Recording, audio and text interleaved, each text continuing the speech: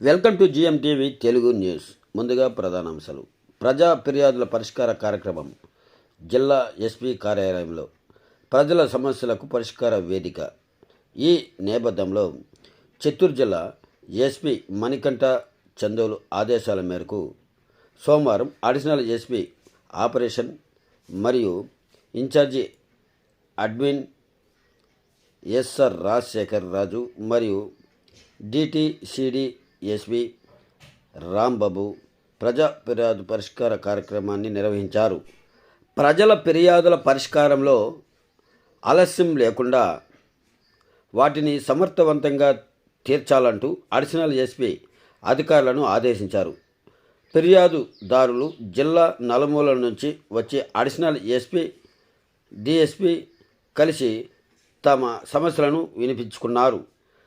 ఫిర్యాదులకు స్పందిస్తూ బాధితుల ఎదుట వీడియో కాన్ఫరెన్స్ మరియు సెల్ కాన్ఫరెన్స్ ద్వారా సంబంధిత అధికారులకు సమస్యల పరిష్కారానికి ఆదేశాలు జారీ చేయడం జరిగింది.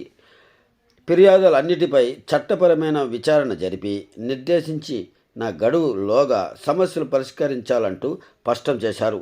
ఈ కార్యక్రమంలో మొత్తం 57 ఫిర్యాదులు అందాయంటూ అధికారులు తెలిపారు.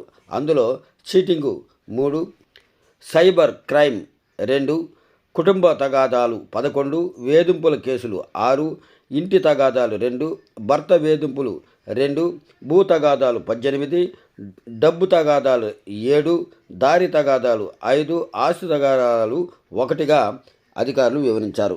బాధితులు ప్రతి సోమవారం అనేక మంది చిత్తూరు ఎస్పీ కార్యాలయం చేరుకుంటూ తమ బాధలను వినతుల ద్వారా చెప్పుకుంటూ ఫిర్యాదులు చేస్తూ ఉంటే సంబంధిత మండల ఆయా నియోజకవర్గాల్లో అధికారులు పట్టించుకోలేదనా, లేక సమస్యలు పరిష్కరించలేదనా, లేదంటే చక్కదిద్దలేదనా కోణంలో ఆలోచించినట్లయితే ఇక్కడ పరిస్థితులు తారుమారాయి తల తోకకొచ్చి కష్టాలను చెప్పుకోవడానికి నేరుగా ప్రత్యక్షంగా ఎస్పీ కార్యాలయంలోకి వెళ్ళి ఎస్పీ గారికి న్యాయం కోసం అడుక్కుంటున్నారని తెలుస్తోంది.